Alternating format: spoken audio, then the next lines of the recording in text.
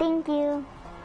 Wow, who knew something so little could do so much? When you are washing your hands, you are not only preventing yourself from getting sick, you are also saving your life. Dear friends, always wash your hands with soap under running water for 20 seconds before you walk with food, eat, or after using the bathroom. That's all we had for today. It's bye. Until next time. Goodbye.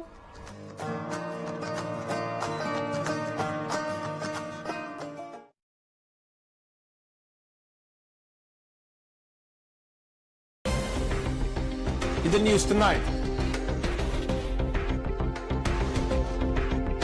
City of Windhoek secures 155 million Namibian dollar loan for new power substation to avoid load shedding.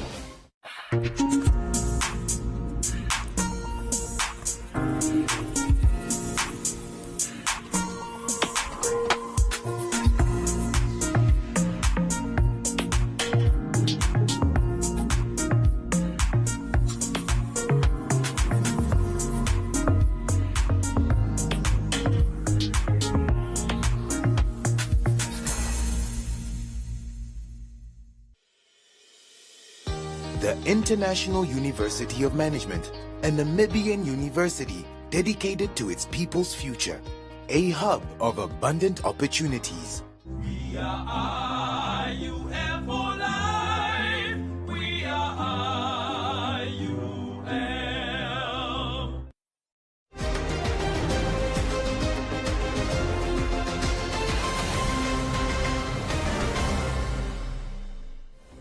Welcome to this evening's edition of News on One. Here are the headlines. Windhoek municipal councillors explain election withdrawals. NIED defends revised education curriculum. John Pandeni councillor donates school uniforms to Ashipena learners. Hydrologist predicts floods may spread to Ashakati. And Business on One, Comments Corner, Sports and the weather.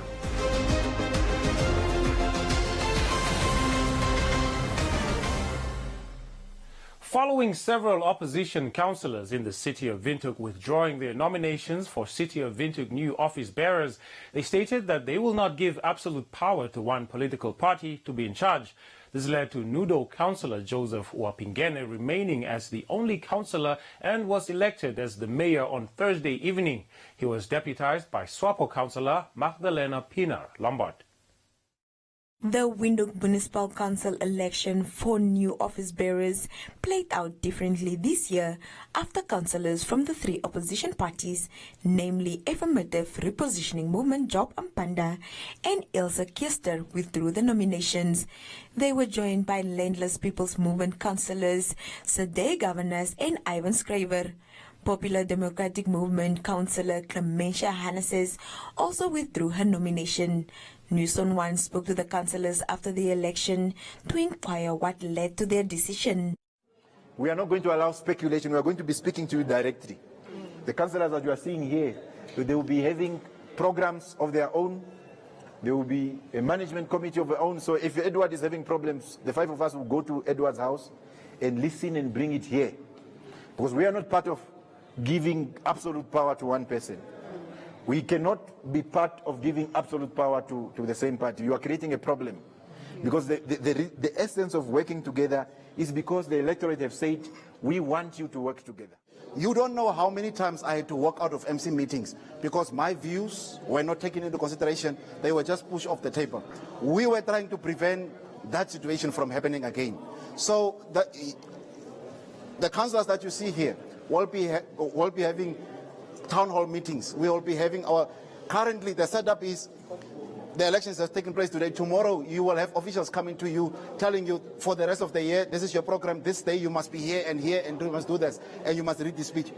That it will not be business as usual. AR Councillor Ilse Kister also explained that they acted this way because they do not want to be remote controlled from Parliament and do not want to be sellouts to those who voted for them in power. We took a stand against, we will not be remote controlled from Parliament. Once you need change, you need to be the change agent, and I want to assure even our voters out there that we are not going to resort to stomach politics and for positions and part with the ruling party. That is not our stance, and we are committed from our side, and we will definitely serve the residents. First and foremost, all of us are councillors, and that's why we took a stand. We're not going to be sellouts. We want fair representation of everyone's problems to be heard. How many people of LPM are going to feel comfortable to go to SWAPO and complain and be heard and their complaints be dealt with? The situations that we have been facing as a council is because there have been majority and people are making decisions based on what they think is right and not without any consultations from everyone. We have said we want equal representation within management committee and within council. Meanwhile, a Windhoek resident, Alpha Udera, who attended the election, stated that although the city now has a mayor, he expressed concern that the situation might turn worse following what transpired during the election. I was intrigued as to how this would turn out. Last time there was a walkout, so this time around you wanted to see what would actually materialize. But yet again, I came here, and then it turned out to be very. It's one for the books, I must say. Management committee with only 3 people, not something that happens very often. It must be studied. I think I want the academia to really go into this. Must take time, look into it, understand the whole concepts of what was really going on here today. It's thought-provoking. One would say it's very, very much thought-provoking. So.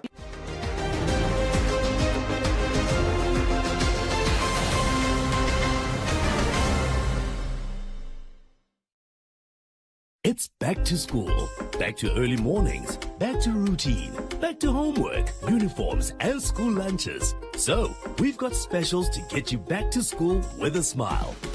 Like 500-gram Spar cornflakes for only $26.99 and 400-gram Parmalat or Melrose cheese slices for just $44.99. Plus, we're giving away extra smiles with cash bursaries worth $10,000. Only at Spar.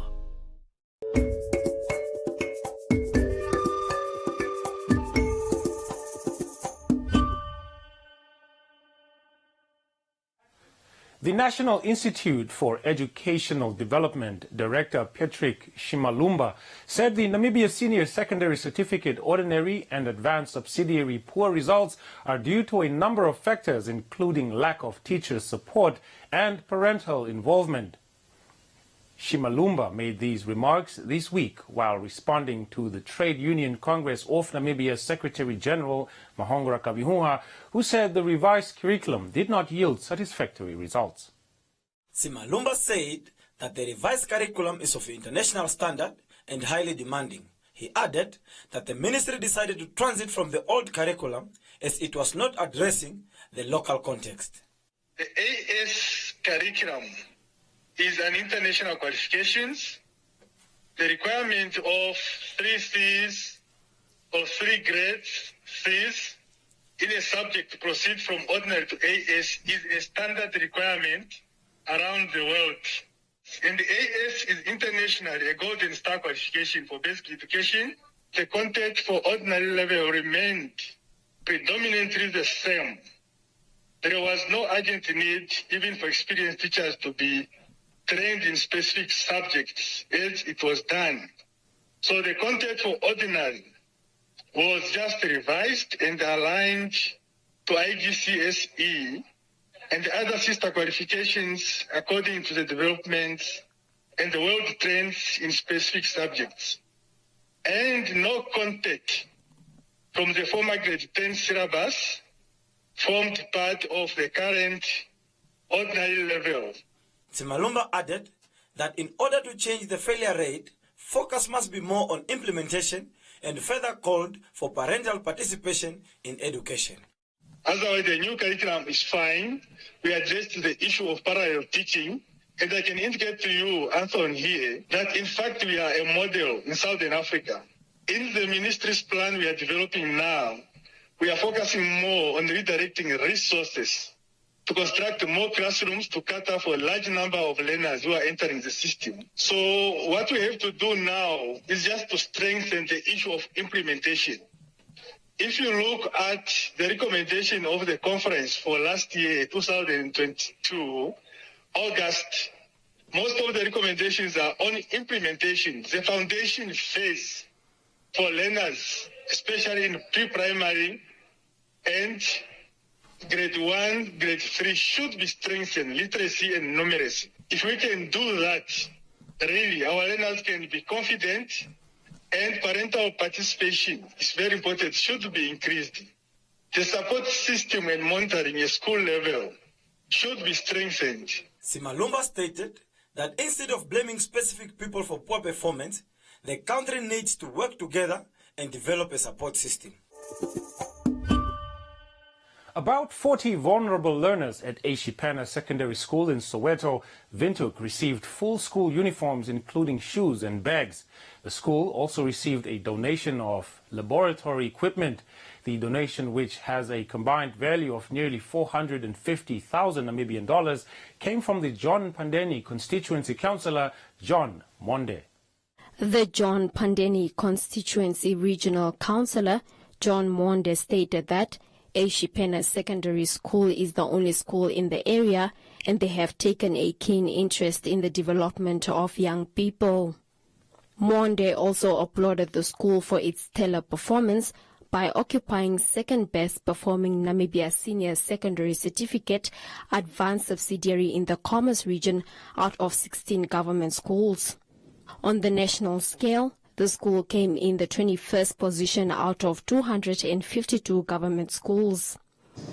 The purpose of these donations is to further aid and improve the capacity for our kids in terms of their science subjects understanding.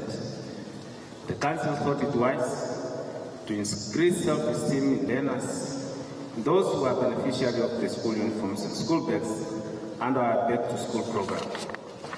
The acting school principal and social sciences head of department, Emmanuel Veiko Lusati, explained how they selected learners who received school uniforms. In addition, the school's acting natural science head of department, Emmanuel Amvula, noted that the donated laboratory equipment will lessen the burden on teaching, as learners will now be able to practice theory of science and chemistry. The plus minus 30-40 learners, these are the most needy learners that always struggle with one or two part of the uniform. As I said, there are a lot, but the 30-40 plus minus, this is the ones that we thought as the school, we are the one who identified them, and we referred them to the regional office or council for assistance, and they were approved. This one, like last year, our AS learners, we have to split them because we don't have enough apparatus to cater for the whole group. So this is really going to lessen the burden on the practical activities, because it's been a while we are just teaching without doing experiments. The education inspector for Commerce region, Milton Yaoto, urged learners to score excellent results this year as a way of showing gratitude for the donation. Yaoto further noted that for the past years, the school's performance has been steadily improving. It's now time to move fast. We need to accelerate our performance. We need to accelerate everything we do. With the support you are getting from our constituency, from John Pandeni office, I mean, this is enormous support. Can we give the constituency office another round of applause?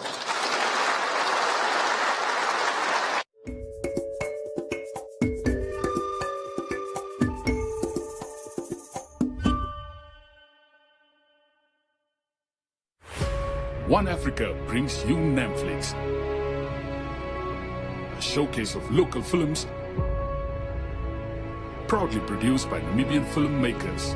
The kids ate already. Sundays at 8 p.m. only on One Africa TV. What do all you know, hero? Huh?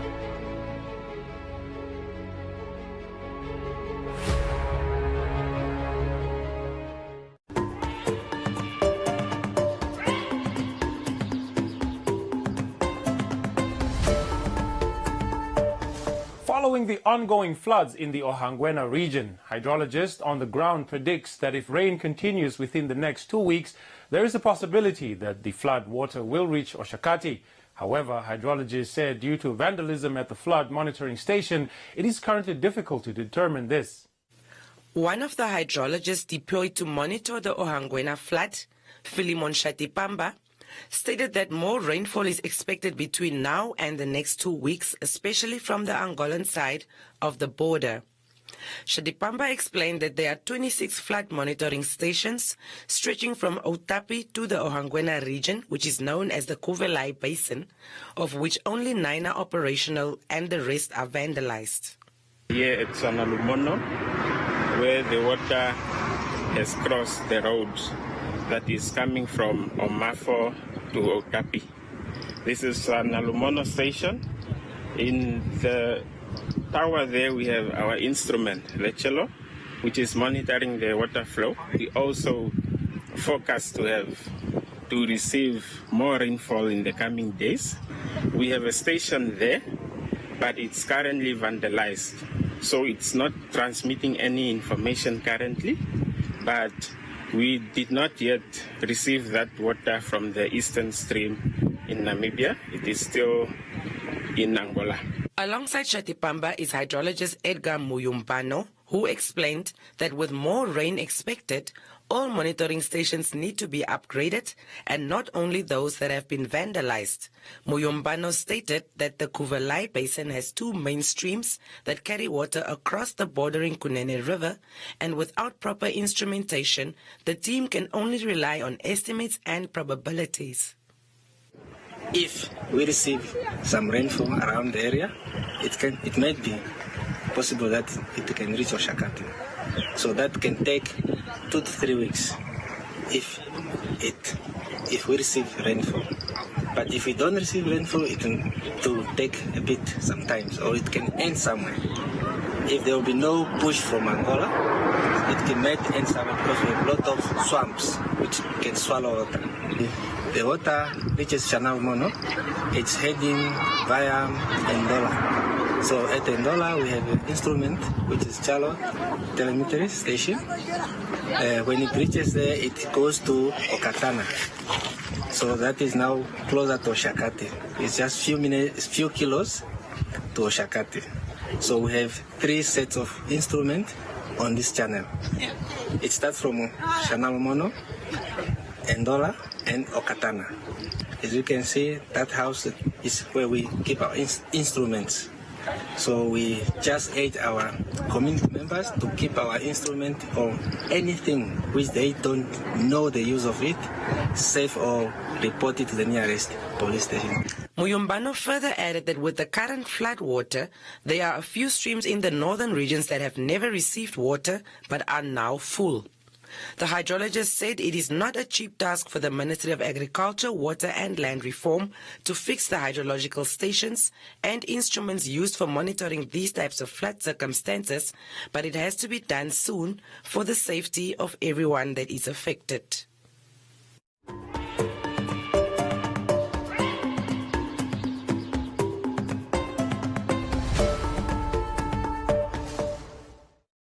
More male clients actually getting the manicures and pedicures and facials done. There were times where there was pressure.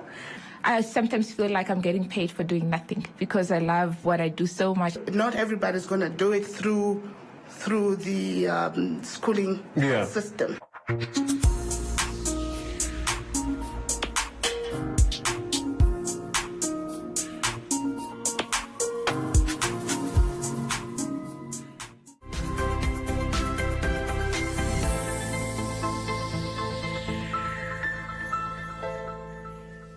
The MTC We Race Together project funded 70 unemployed technical and vocational education and training graduates with equipment worth 10,000 Namibian dollars each to start their own businesses and at the same time reduce unemployment in the country. The combined value of the funding is 700,000 Namibian dollars. The beneficiaries received equipment such as welding machines, compact drills, laptops and printers depending on the trade they have studied. A boiler maker and welding graduate, Panduleni Eliphas Nakambale, is among 70 graduates who received assistance from the MTC We Race Together project. Nakambale, who aspires to become self-employed, told News on One that has been at home for about 2 years because he was struggling to get funds to purchase the necessary equipment to start his own business. I would really like to say that I'm very thankful and honored to receive this grant. And these are really tools that I really appreciate that are within my trade, which is boiler making and welding. And they will really go a long way in making sure I go out there and make sure I put them to good use and be able to add some knowledge to the community. Another recipient who owns a tailoring business in Oshakati in the Oshana region, Anna Sophia David, was pleased to receive 3 sewing machines, explaining that they are much faster compared to the one she already has. I'll be using it to overlock, because I received the overlock machine, especially because I used to make wedding gowns. It's going to be more easier for me to make the fastest wedding gowns in the community. MTC Manager for Corporate Affairs, John Nekongo, stated the initiative kicked off last year, February, and over 700,000 applications were received. He said the initiative had about 25 corporate companies on board, which included MTC, PSBet, Erongo Red, Bank Windhoek, and many more. 80 beneficiaries drawn from 2 sectors because of the 1.4 million that was collected. $700,000 Namibian was to go towards youth empowerment scheme, especially in the TVET sector, technical vocational education training sector, where we realized that youth unemployment within that sector is hard to come by. So you get young people, provide them with equipment aid scheme and a tool scheme in the toolkit so that they can go out, start employment as a startup, and then they can contribute to the economy of the country. The remainder of the 700,000 was also designed on purpose that we look into agro and food processing industry, especially with community gardens and impact programs that are within localities. So that is how the step was done. Now, beneficiaries obviously were selected on merit, the quality of the application received, and secondly also what is the impact that particular project could contribute towards employment, community upliftment, and generally the community impact within where it operates. MTC stated that they will be visiting beneficiaries to determine if the equipments are put to good use.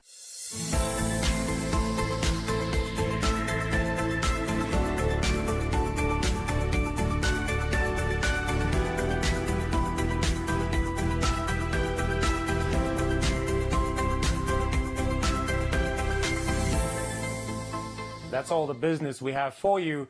We'll be back after the short break.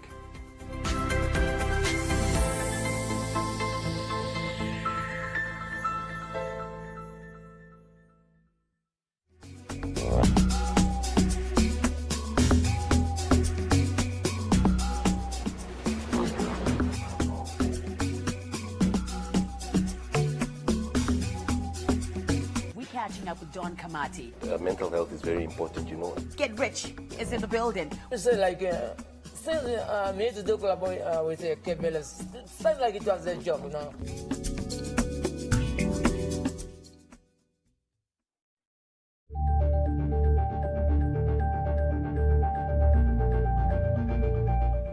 Now let's look at what your comments were on Tukna's Secretary General's statement regarding the Namibia Senior Secondary Certificate Ordinary and Advanced Subsidiary Poor results. He said those results indicate that the Education Ministry's top management failed the system. Tati Hiwete believes there were multiple factors that contributed to the examination's outcome.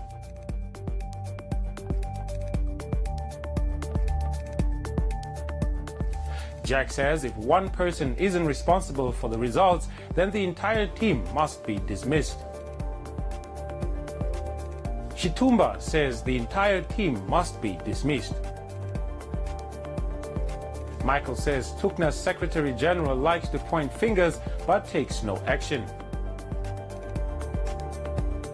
Peter says if the Minister of Education is responsible for the failure, then she needs to resign, and if it's the entire ministry, then the whole board must be replaced.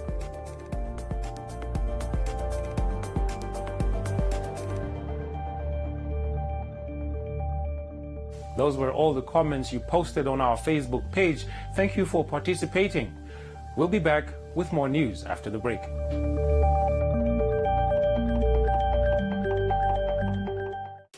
Join Trezor every weekday from 10 a.m. to 2 p.m. on the nation's favorite radio station, playing the best hip-hop, urban, Afro, and R&B on 99 FM. 99 FM. Be inspired.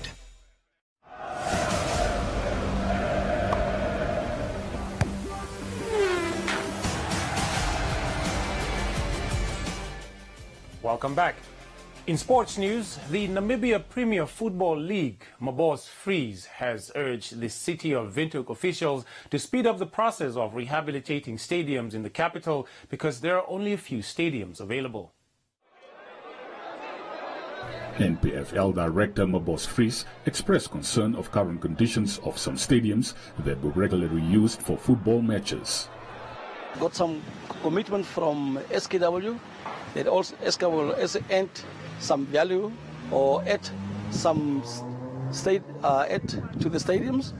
The only channels that we have experienced over the couple of matches that we played in Windhoek is the attendance. There's certain negative factors that influence the maximum attendance of our supporters and fans at our stadiums. I again appeal to the city of Windhoek to try the level best to make a plan so that our people can watch our football, so that because we want to take the game to the people.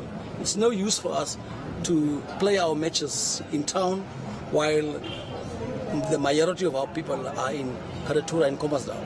So we appeal, and I also ask the councillors to please work on it so that we can bring back the football to our people. Freeze added that part of the challenges is a limited pool of accredited referees in the country. And bulk of our senior referees, the elite referees, who is accredited by FIFA, most of them, or the majority of them, are staying in the north. So it became a costly exercise for the league to transport those players to the various venues. The nearest venue is Rundu, so we have to transport these players, these referees, from the north to Wolfish Bay, Ochi, around the window, sometimes even to Karatua. So it became costly. And also in the same vein, we'll also invite additional sponsors, because the current sponsors make it clear that they are ready and already inviting additional sponsors so that the game that you all love can be played on equal terms. The most important game for us is the one in Windhoek, which is Black Africa against Tura Magic, Black Africa against UNAM. All of them are fighting there in the second quarter of the league's log standing. So really, I think this time around, as we start from there, and everything will be better because now clubs are more prepared. The players are fit, better than when they have started the league. So we can expect really, really good football over the coming weekends. The league will be played up to the end of April, May. Freeze concluded by inviting all football enthusiasts to go support their teams playing in different venues in the country over the weekend.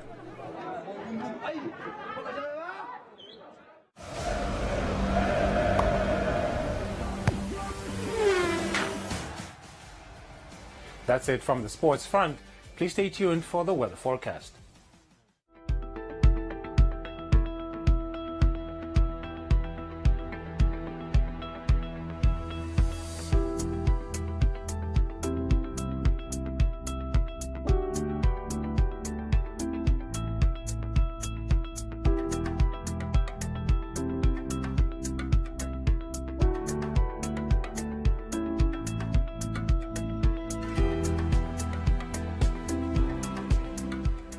And that brings us to the end of tonight's edition of News on 1. Don't forget to catch the Omnibus tomorrow from 9 a.m. to 2 p.m. Until next time, it's good night.